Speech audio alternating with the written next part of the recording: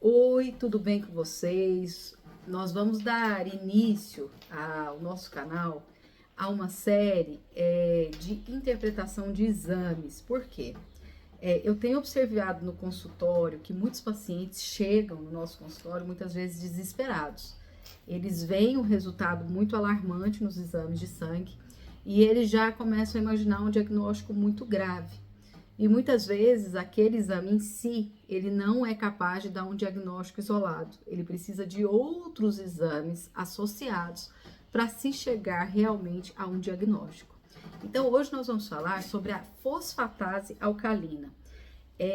A fosfatase alcalina, ela costuma geralmente ser indicada para investigar problemas associados à saúde óssea e à saúde do fígado.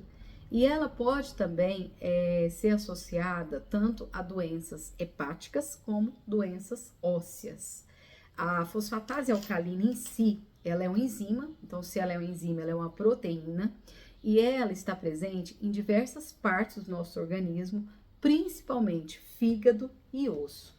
E essa substância, ela tem duas funções muito importantes. A primeira consiste em ajudar a manter a dureza e a resistência dos ossos, e a segunda, ela contribui para a liberação da bile, que é um líquido que é produzido pelo fígado e ele também é necessário para a digestão das gorduras.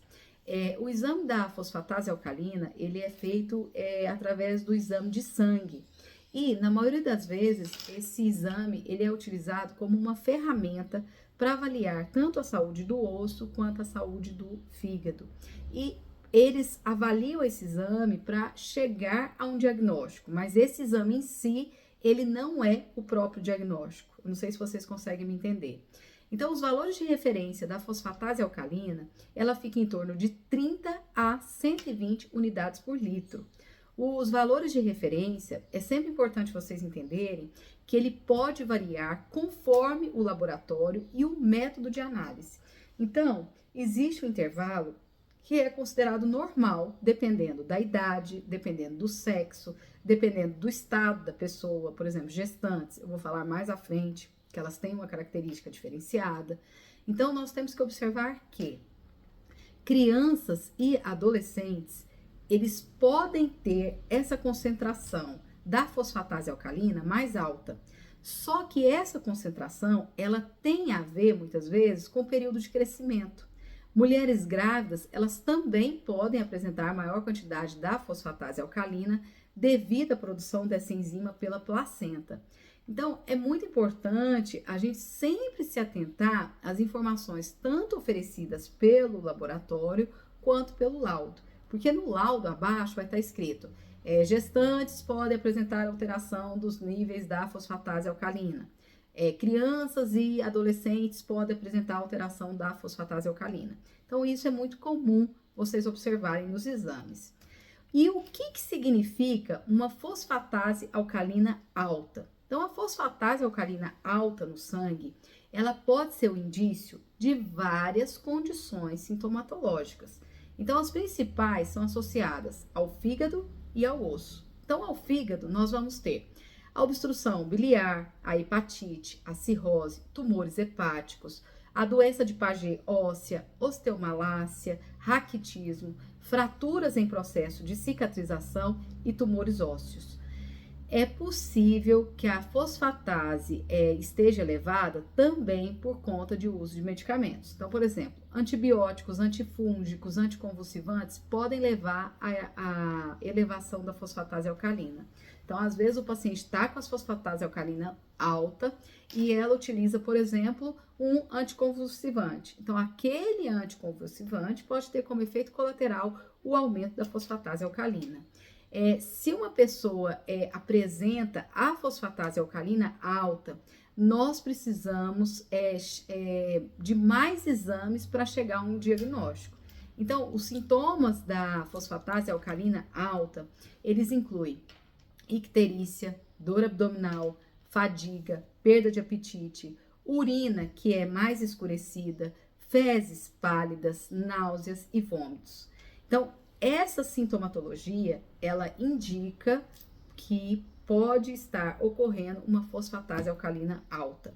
Já no caso de dor abdominal, fadiga, perda de apetite, urina escurecida, fezes pálidas, nós vamos precisar fazer uma dieta associada. Então, esse paciente precisa de uma dieta hipograxa, de uma dieta sem irritantes e de uma dieta, ela precisa ter uma digestibilidade melhor. Por quê? Se o paciente ele está com dor abdominal, fadiga e perda de apetite, ele não vai conseguir fazer uma digestão boa. Então, você vai ter que partir para alimentos que sejam de mais fácil digestão. Então, isso inclui alimentos que são completamente pobres em gorduras. Já no caso de condições ósseas, o paciente ele pode apresentar dor nos ossos, deformidade óssea, fratura frequente nos ossos, crescimento ósseo anormal e principalmente problemas dentários. Problemas dentários podem ser indício de fosfatase alcalina alta. A fosfatase, ela também pode dar nos resultados do exame baixa, né? E quando a fosfatase ela tá baixa, o paciente ele pode apresentar desnutrição, deficiência de zinco, hipotiroidismo, doença celíaca, anemia perniciosa e hipofosfatasia. Dos sintomas da fosfatase alcalina baixa, eles podem gerar uma condição, por exemplo, a desnutrição, a deficiência de zinco, a doença celíaca, a anemia perniciosa, elas podem levar uma condição de diminuição da liberação dessa enzima, por isso que ela baixa. E é muito importante que o profissional, o paciente que esteja com a fosfatase alcalina alta ou baixa, ele procure primeiramente um médico.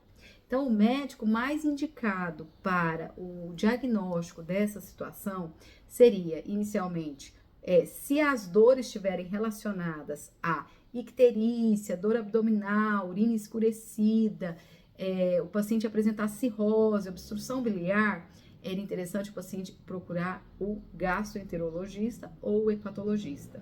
Já no caso do paciente apresentar dor óssea, deformidade óssea, fratura frequente, crescimento ósseo anormal e problema dentário, é interessante ele procurar